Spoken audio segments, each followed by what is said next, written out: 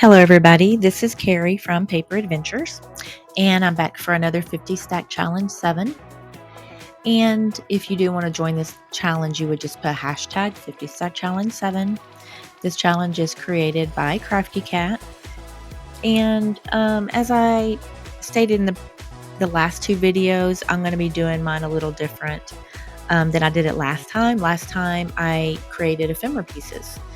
Just to build up my stash. This time I'm I'm making a journal or decorating a junk journal. Well, I guess I'm creating it too. So let me pull out something. And so I'm basically decorating a page each time. And so at the end, I will have a journal created. So the last one was lace and stamp. No. It was green tree and lace. So as you can see, I did a little cluster. This is a little cluster I did and incorporated lace there. So I did that in the last one. But as far as tree, this was already made in the last challenge.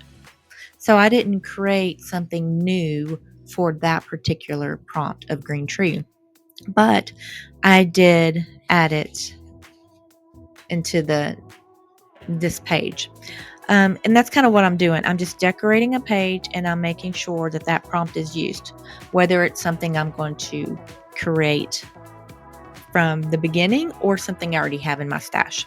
So that's what I'm doing. Because look, I created all of the, all those ephemera pieces, so I need to use them. So that's what I'm doing.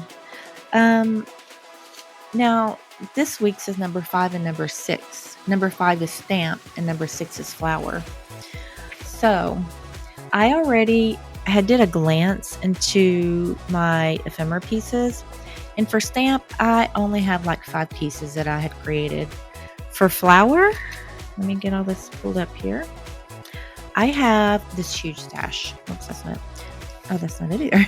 But this huge stash. So I have some options there. I don't know if I will use any of those or if I'm going to create something from scratch as far as those prompts go.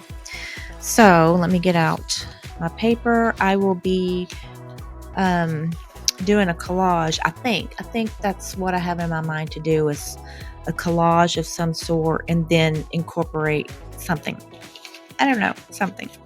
But anyways, thank you for joining me, and I hope you'll stick around and see what it is that I actually end up doing. But anyways, let's go ahead and get into the video.